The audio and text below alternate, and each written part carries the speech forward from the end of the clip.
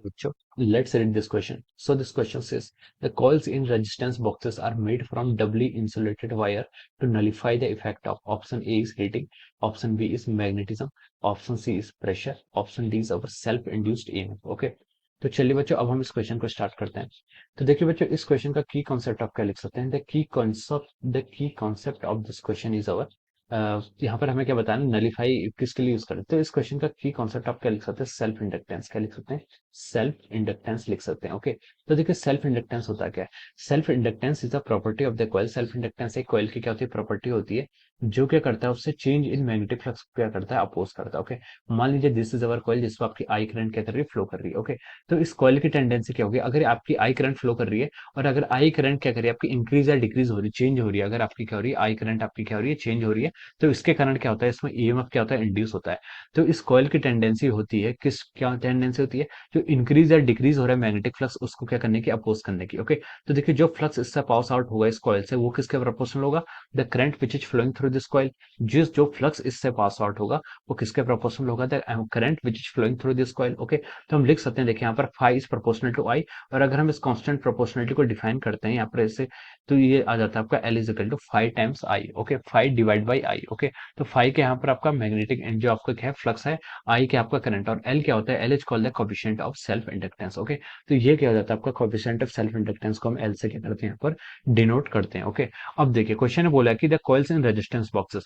देखिए resistance box क्या होता है, resistance box is a combination of resistance. क्या होता है आपका रेजिस्टेंस, क्या होता है, कॉम्बिनेशन होता है जिसका एम होता है आपका, ये आपका रियोस्टेट की तरह भी बिहेव करता है, और इसमें डिफरेंट डिफरेंट सेट के क्या होता है, रेजिस्टेंस होते हैं। ओके, जिसका हम क्या करते हैं, सर्किट में क्या करते हैं, यूज करते हैं। ओके, अब देखिए हम यहाँ पर डबली इंसुलेटेड वायर क्यों बनाते हैं। देखिए डबली इंसुलेटेड वायर हम यहाँ पर इसलिए बनाते हैं क्योंकि जो कॉइल्स होती है, कॉइल्स में क्या होता है आपका, देखिए कॉइल्स में आपका क्या हो सकता है, आपका इंडक्टेंस आ सकता है। कौन सा इंडक्टेंस आ सकता है, यहाँ पर क्या हो सकता है आपका, इंडक्टेंस आ सकता है। इंडक्टेंस आ सकता है यानी कि सेल्फ इंडक्टेंस आ सकता है, ईएमएफ इंड्यूस हो सकता है।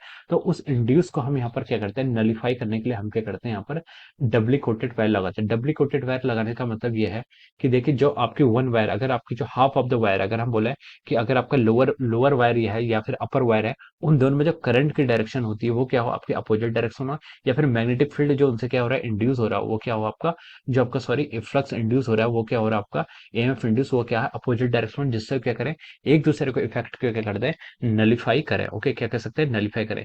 यानी कि अगर आपका देखिए करंट फ्लो कर रहा है आपका अपर पोर्शन में, वन हाफ में करंट आपका क्लॉकवाइज डायरेक्शन फ्लो कर रहा है, तो जो आपका अदर हाफ हो, अगर आपका वन हाफ में क्या लिख रहा है, अगर आपका वन हाफ में एंटी क्लॉकवाइज डायरेक्शन में करंट क्या कर रहा है, फ्लो कर रहा है। ओके, वन हाफ में अगर आपका एंटी क्लॉकवाइज डायरेक्शन में करंट फ्लो कर रहा है, तो जो आपका अदर हाफ हो, अदर हाफ यानी कि वन हाफ जो बच बाकी है, उसमें क्या हो, आपका क्लॉकवाइज डायरेक्शन में क्या हो, करंट फ्लो करना चाहिए।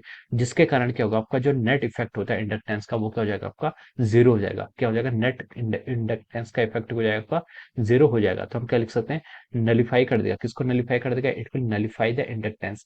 ये क्या कर देगा, इंडक्टेंस को कर देगा, नलीफाई कर देगा, जिसके कारण हमें सोलेली क्या मिलेगा, प्योर रेजिस्टेंस हम क्या कर सकते हैं, कैलकुलेट कर सकते हैं। फिर प्योर रेजिस्टेंस ही हमें क्या मिलेगा, मिलेगा। ओके, तो इसलिए हम क्या करते हैं, उसको डबली कोटेड वायर का क्या करते हैं, यहाँ पर यूज करते हैं और रेजिस्टेंस बॉक्स में जो कॉइल्स होती हैं उसके लिए। ओके, सो टू, तो हम लिख सकते हैं जो इसका आंसर होगा, इसका आंसर हम क्यों यूज करते हैं, to nullify the effect of inductance. हमें इंडक्टेंस का इफेक्ट क्या करना पड़ता है, नलीफाई करना पड़ता है, जिससे हमें क्या मिले, प्योर रेजिस्टेंस मिले। ओके, तो इस ऑप्शन के करस्पॉन्डिंग देखिए आपके ऑप्शन ए में लिखा है हीटिंग, हीटिंग आपका रॉन्ग हो जाएगा। ऑप्शन बी में लिखा है मैग्नेटिज्म, ये ऑप्शन भी क्या हो जाएगा, आपका रॉन्ग हो जाएगा।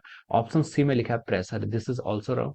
ऑप्शन डी में क्या लिखा है आपका, सेल्फ इंड्यूस्ड ईएमएफ। क्या आता है, सेल्फ इंड्यूस्ड ईएमएफ। तो हम बोल सकते हैं कि yes, this is the right answer of this question. Okay, तो ये क्या हो जाएगा, इस क्वेश्चन के करस्पॉन्डिंग आपका राइट आंसर हो जाएगा। ओके, तो हम लिख सकते हैं कि इसके करस्पॉन्डिंग जो आपका ऑप्शन डी होगा, option D is the correct answer of this question. Option D क्या होगा, इस क्वेश्चन का आपका करेक्ट आंसर आ जाएगा। Okay, so option D will be the right answer of this question. Okay, so I hope you all understood this concept. All the best and thank you so much.